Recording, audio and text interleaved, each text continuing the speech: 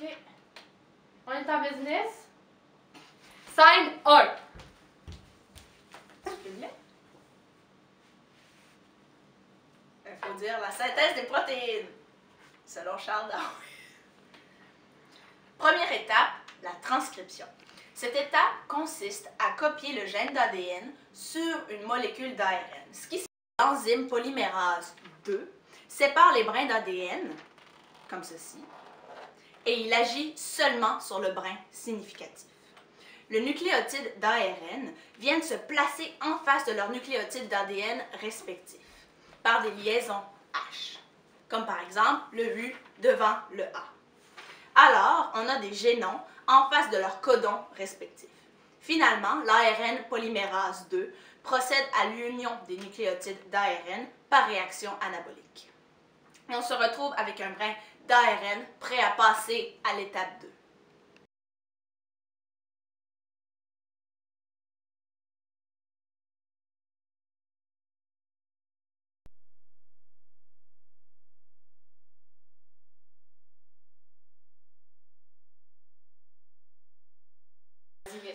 Deuxième étape, la maturation. Alors, l'ARN pré-messager doit subir deux modifications. La première, c'est qu'on ajoute au bâtonnet d'ARN une coiffe et une queue. Et oui, une queue.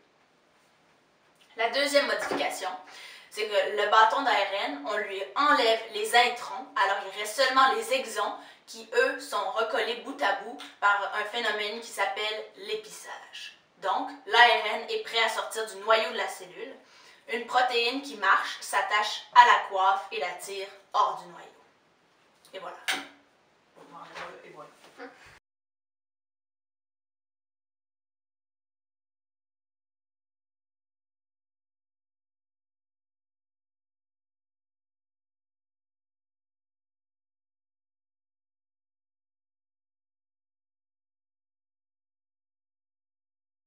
Troisième étape, la traduction. L'ARN messager sort du noyau. Un ribosome, ça c'est un enzyme, vient s'attacher au brin d'ARN messager. Le ribosome lit un codon de l'ADN messager. Un codon, c'est 3 nucléotides, donc 3 bases azotées, donc 3 lettres sur l'ARN. L'ARNT, ça c'est un taxi volant qui... Ceci est un mondrian. Taxi volant. Dis-le, Flo. Taxi volant.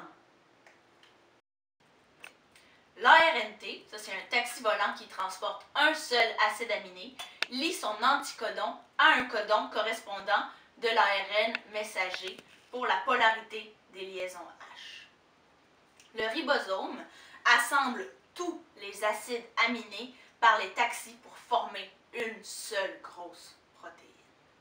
C'était la synthèse des protéines.